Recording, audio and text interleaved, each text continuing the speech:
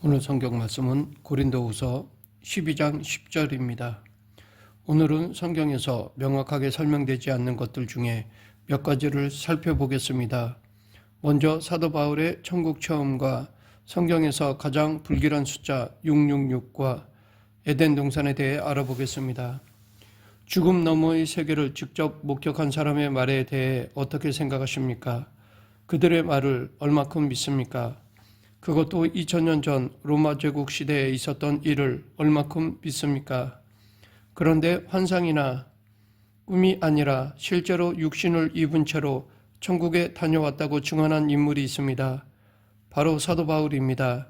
그는 자신의 서신에서 이 충격적인 경험을 고백했지만 동시에 그 내용의 대부분을 봉인했습니다. 인간의 언어로는 표현할 수 없는 것을 보았다고 적었을 뿐이었습니다. 고린도후서 12장을 보면 바울은 자신이 14년 전에 셋째 하늘까지 올라갔다고 고백했습니다. 그런데 육체를 입은 채였는지 영혼만 갔는지조차 본인도 확실히 모르겠다고 했습니다. 그곳에서 들은 말은 사람이 입 밖에 낼 수 없는 것들이었다고 합니다. 여기서 우리는 한 가지 의문을 품게 됩니다. 왜 14년이나 침묵했을까?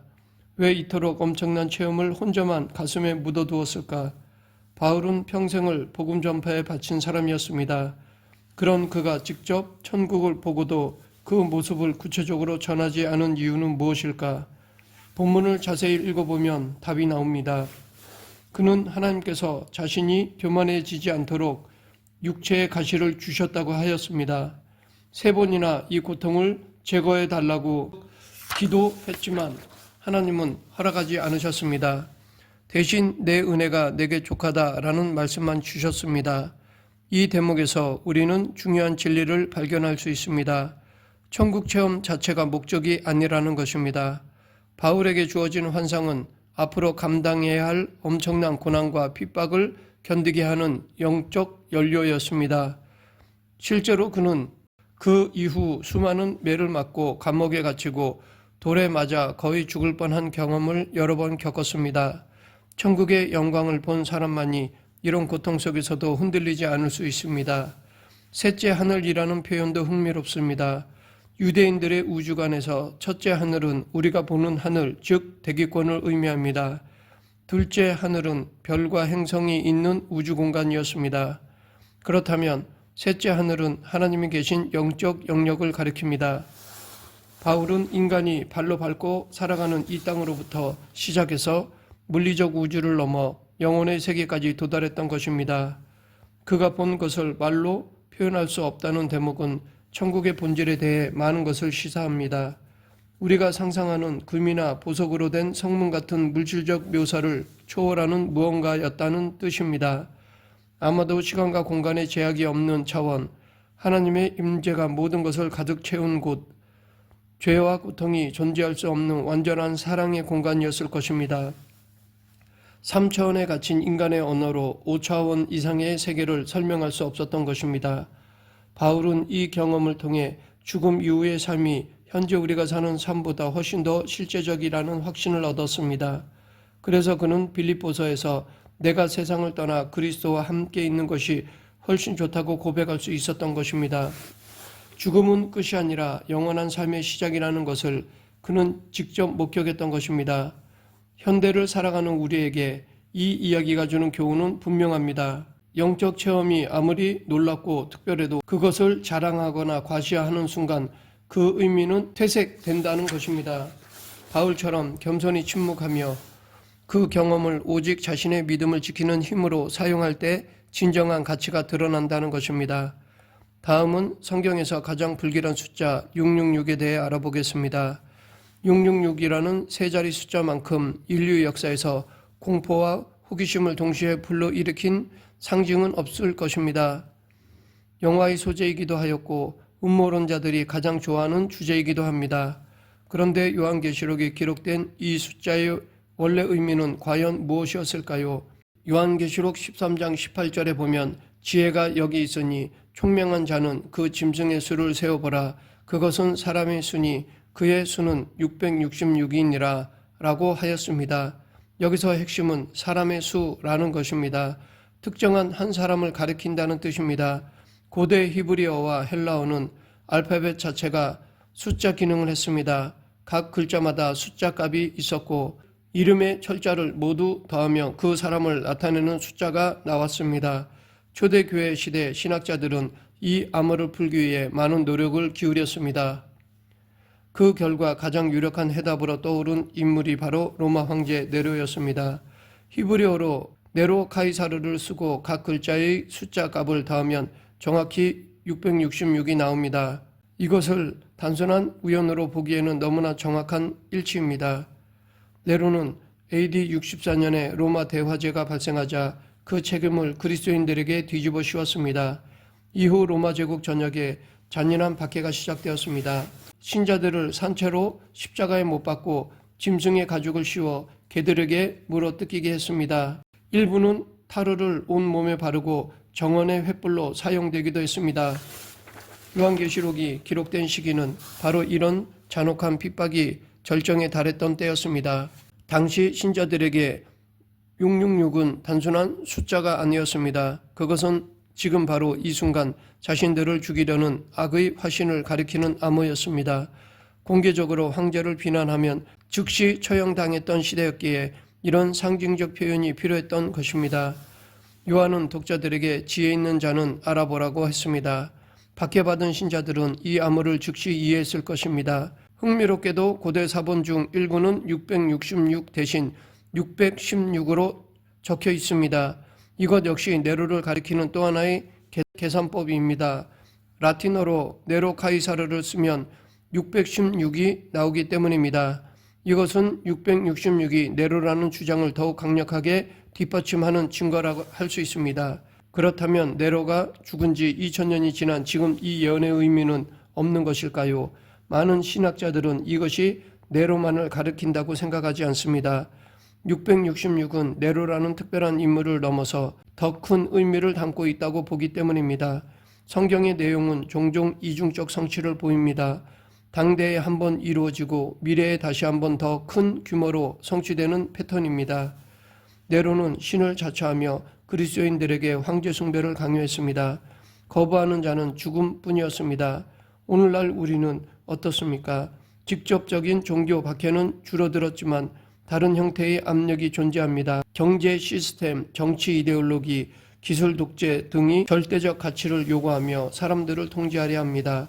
요한계시록은 짐승의 표를 받지 않으면 매매를 할 수 없다고 경고했습니다. 2000년 전에는 상상도 할 수 없던 일이지만 오늘날 디지털 화폐와 생체 인식 기술의 발달로 이것이 현실이 되고 있습니다. 모든 거래가 추적되고 통제될 수 있는 시스템입니다. 666은 어쩌면 특정 개인이 아니라 하나님을 부인하고 인간을 중심에 놓는 모든 시스템을 상징하는 것일지도 모릅니다. 중요한 것은 이 숫자에 지나치게 집착하거나 두려워할 필요가 없다는 것입니다. 성경은 악의 전체를 파악하라고 말하고 있지 그것에 사로잡히라고 하지는 않습니다. 오히려 어떤 상황에서도 흔들리지 않는 믿음을 지키는 것이 핵심입니다. 마지막으로 에덴은 어디인가에 대해 알아보겠습니다. 인류 역사상 가장 아름답고 신비로운 곳을 꼽으라면 아마도 에덴 동산일 것입니다. 완벽한 기후, 풍성한 과일, 동물들과 조화로운 공존, 무엇보다도 하나님과 매일 함께 거니는 삶이 있던 곳입니다. 창세기는 에덴의 위치에 대해 구체적인 단서를 제공합니다. 이 기록 때문에 수많은 탐험가와 고고학자들이 메소포타미아 지역을 샅샅이 뒤졌습니다.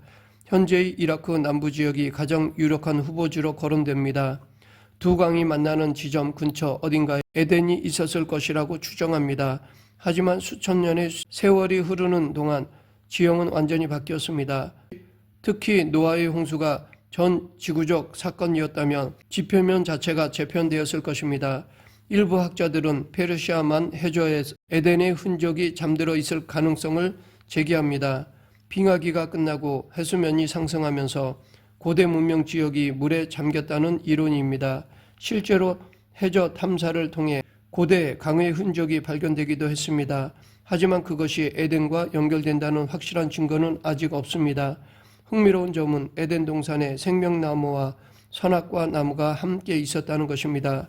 하나님은 아담에게 동산의 모든 나무 열매를 먹어도 되지만 선악을 알게 하는 나무의 열매만은 먹지 말라고 명하셨습니다. 이것은 자유의지에 대한 시험이었습니다. 강제로 순종하게 만드는 것이 아니라 스스로 선택을 할 수 있는 기회를 주신 것입니다. 우리는 그 선택의 결과를 알고 있습니다. 아담과 하와는 뱀의 유혹에 넘어가 금지된 열매를 먹었고 에덴에서 추방당했습니다. 그 순간 인류는 낙원을 잃었습니다. 하나님께서는 두 천사와 화영검을 배치해 생명나무로 가는 길을 막으셨습니다. 다시는 그곳으로 돌아갈 수 없게 하신 것입니다. 많은 사람들이 에덴을 지도상 특정 좌표로 찾으려 하지만 어쩌면 그것은 잘못된 접근일 수가 있습니다. 왜냐하면 에덴의 본질은 장소가 아니라 관계였기 때문입니다. 하나님과 완벽한 교제를 나누던 그 상태 자체가 진정한 낙원이었던 것입니다. 죄가 들어오면서 깨진 것은 단순히 물리적 거주지가 아니라 하나님과의 친밀함이었습니다. 이런 관점에서 보면 에덴 회복은 단순히 옛날 동산을 찾는 것이 아닙니다. 잃어버린 관계를 되찾는 것입니다. 요한계시록 마지막 장에는 새하늘과 새 땅에 대한 묘사가 나옵니다. 그곳에서 생명나무가 다시 등장하고 하나님께서 사람들과 함께 거하십니다. 눈물도 없고 죽음도 없습니다. 이것이야말로 에덴의 진정한 회복이 아닐까요? 우리가 사는 이 땅에서도 작은 에덴을 경험할 수 있습니다. 하나님과의 교제가 회복될 때, 기도 가운데 그분의 음성을 들을 때, 성경 말씀이 살아 움직이는 것을 느낄 때 우리는 잠시나마 낙원의 공기를 마십니다. 완전한 회복은 미래에 오겠지만 그 첫 열매는 지금 이 순간에도 맛볼 수 있습니다. 말씀을 맺겠습니다. 바울이 경험한 천국 체험은 그가 본 것에 대한 구체적인 묘사가 없기 때문에 우리는 각자가 가진 상상력으로 그곳의 모습을 그려봅니다. 하지만 중요한 것은 천국이 어떤 색깔의 보석들로 장식되어 있고 얼마나 넓은 궁전이 있는가가 아닙니다. 또한 666이라는 숫자가 정확히 누구를 가리키는지 밝혀내는 것보다 악의 유혹과 압력 속에서도 흔들리지 않는 믿음을 지켜내는 것이 훨씬 더 중요합니다. 그리고 에덴 동산이 지도상 어느 좌표에 위치해 있는지 찾아내는 것보다 하나님과의 깨어진 관계를 회복하는 것이 더 본질적인 과제입니다. 신앙생활이란 완벽한 정답을 손에 쥐는 것이 아니라 오히려 답을 모르는 속에서도 하나님을 깊이 신뢰하는 법을 배워가는 긴 여정입니다. 어떤 상황에서도 하나님을 신뢰하는 저와 여러분이 되길 간절히 축원합니다. 기도하겠습니다. 사랑과 은혜가 풍성하신 하나님 아버지, 우리가 다 이해하지 못하고 깨닫지 못해도 믿음으로 순종하는 그리스도인이 되게 하여 주시옵소서. 예수님 이름으로 기도드립니다. 아멘.